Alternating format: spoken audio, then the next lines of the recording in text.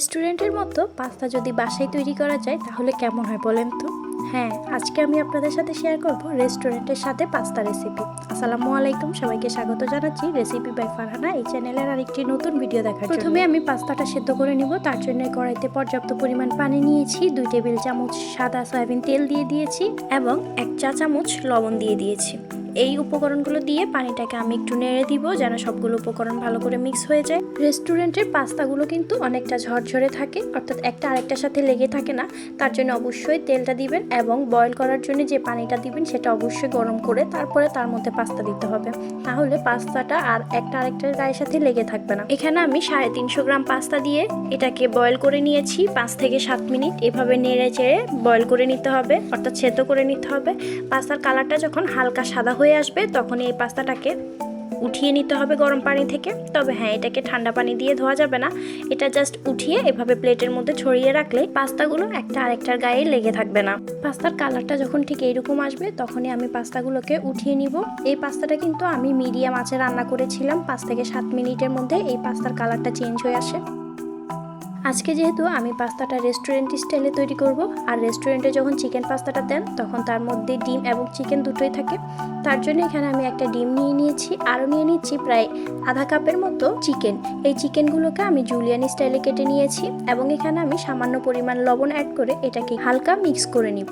রেস্টুরেন্টের মতো স্বাদ এবং গ্রান দুটো পেতে হলে অবশ্যই আমার রেসিপিটা হুবহু ফলো করে তৈরি করতে হবে। ডিমের সাথে এই মাংসটাও মিক্স করতে হবে। তারপরে অন্যদিকে আমি একটা কড়াইতে আধা কাপ তেল নিয়ে নিয়েছি। তেলটা হালকা গরম হয়ে আসলে এর মধ্যে আমি 1 টেবিল চামচের মতো রসুন কুচি দিয়ে এটাকে একটু হালকা ব্রাউন করে ভেজে নিব। বাসায় পাস্তা তৈরি করলে পাস্তা মজা না হওয়ার সবথেকে বড় কারণ হচ্ছে এই রসুন কুচি। আমরা বাসায় রসুন কুচি ব্যবহার না করে রসুন পেস্ট ব্যবহার করি, অবশ্যই রসুন কুচিটা ব্যবহার করতে হবে। তারপরে ডিম এবং মাংসের যে মিশ্রণটা সেটা দিয়ে এটাকে ভেজে নিব প্রায় 2 থেকে 3 মিনিট মিডিয়াম আছে। এটাকে অবশ্যই 2 থেকে 3 মিনিট মিডিয়াম আছে ভাজবেন, বেশি ভাজতে গেলে চিকেনের মধ্যে যে জুসি ভাবটা আছে তা নষ্ট হয়ে যাবে। ডিম এবং চিকেনটা রান্না হয়ে আসলে এখন এর মধ্যে আমি সবজি দিয়ে দিব। যে রকমের সবজি খেতে পছন্দ করেন সেভাবেই দিবেন। এখানে আমি আধা কাপ গাজর কুচি দিয়েছি, আধা কাপ পেঁয়াজ কুচি দিয়েছি এবং প্রয়োজন মতো কাঁচামরিচ কুচি দিয়ে দিয়েছি।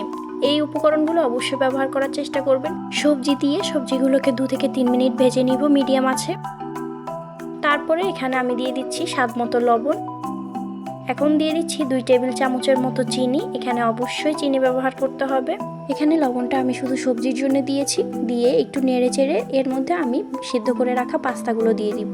পাস্তাগুলো দিয়ে এটাকে অন্য উপকরণগুলোর সাথে ভালো করে মিক্স করে নিতে হবে। পাস্তা রান্নার পুরো প্রসেসটা কিন্তু লো টু মিডিয়াম আঁচে হবে। এটাকে হাই ফ্লেমে দিয়ে রান্না করলে কিন্তু এটা একেবারে শুকিয়ে যাবে।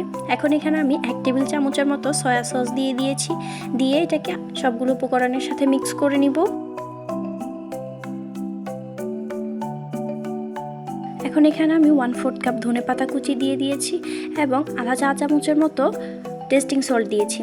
এই রেসিপিটা হুবহু ফলো করে বাসায় তৈরি করে দেখবেন, ইনশাল্লাহ আপনাদের খুব ভালো লাগবে। এবং রেসিপি প্রত্যেকটা উপাদান যে সময় দিয়েছি ঠিক সেই সময়ই দেওয়ার চেষ্টা করবেন, তাহলে রেসিপিটা ঠিকঠাক মতোই রেস্টুরেন্টের মতো আসবে। এখন এখানে আমি আধা কাপ টমেটো সস দিয়েছি, তবে আপনারা চাইলে চিলি সস যেটা আছে সেটাও ব্যবহার করতে পারেন, তবে টমেটো সস দিলে এটা স্বাদটা খুব ভালো আসে। এই টমেটো সসটা দিয়ে আমি এটাকে বেশি সময় রান্না করবো না, জাস্ট মিক্স করার জন্য যতটুকু প্রয়োজন ততটুকুই দিব। আর হ্যাঁ, এখানে যদি বাসায় গোলমরিচ থাকে তাহলে এই সময়টাতে একটু গোলমরিচের গুঁড়ো এবং আধা চা চামচের মতো ঘি দিয়ে দিবেন, তাহলে ফ্লেভারটা অনেক সুন্দর আসে। এই যে আমি এখানে আধা চা চামচের মতো ঘি দিয়ে এটাকে মিক্স করে চুলাটা বন্ধ করে দিব। এই চ্যানেলের ভিডিওগুলো যদি আপনাদের ভালো লাগে বা কোনো উপকারে আসে তাহলে প্লিজ চ্যানেলটিকে সাবস্ক্রাইব করে আমার পাশে থাকার অনুরোধ রইল। আর হ্যাঁ, অবশ্যই বন্ধুদের সাথে ভিডিওগুলো শেয়ার করতে ভুলবেন না। এই যে তৈরি হয়ে গেছে রেস্টুরেন্ট স্টাইলে পাস্তা। আমার রেসিপিটা হুবহু ফলো করে বাসায় তৈরি করে দেখবেন, ইনশাআল্লাহ আপনাদের খুব ভালো লাগবে। এই ভিডিওটা যদি ভালো লাগে তাহলে প্লিজ ভিডিওগুলোতে লাইক এবং কমেন্ট করতে ভুলবেন না, কারণ আপনাদের লাইক এবং কমেন্ট আমাকে অনেক উৎসাহ দেয়। আজকে আমি এখানেই বিদায় নিচ্ছি। আল্লাহ হাফেজ।